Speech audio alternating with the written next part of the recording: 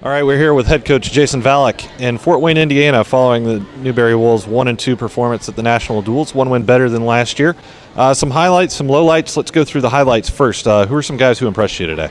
Houston always brings it when he wrestles. We can count on him. He shows up. He beat a couple good kids today. The kid from Upper Iowa we beat last just beat #1 kid in the country. Houston didn't have much trouble with him, so he looked good there.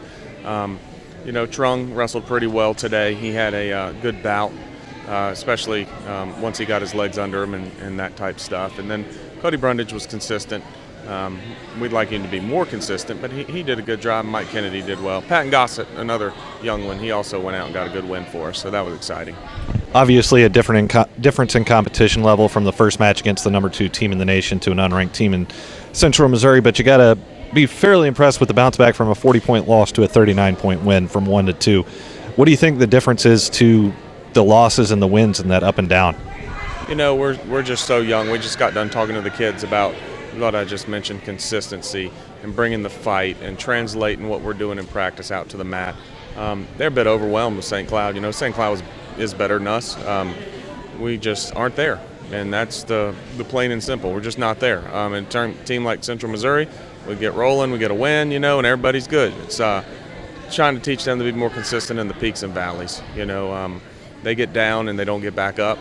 I don't know if that's a sign of today's youth, but hopefully we can fix that and move forward with the rest of the ECAC schedule and Super Region duels and all that and get ready for Super Regions and Nationals.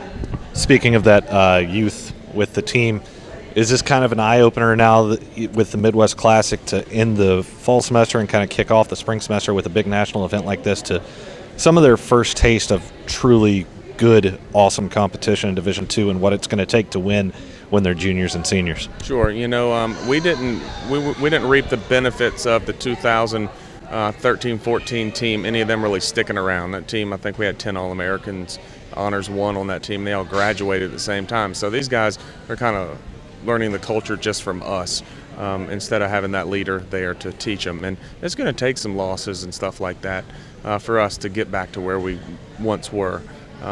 It's not all black clouds by any means. We got a couple kids that can flat wrestle, but just growing them up and getting them in these type arenas and letting them get their heads beat in. Hopefully that'll encourage them to do more in the long run. Like we said, they're all young, so it's just getting them going in the right direction.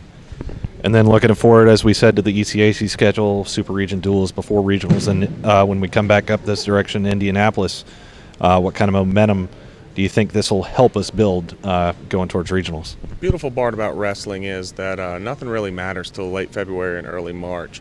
So we get a little bit of momentum moving forward. We were right here last year, to be honest with you. We actually didn't do as well last year as we did today.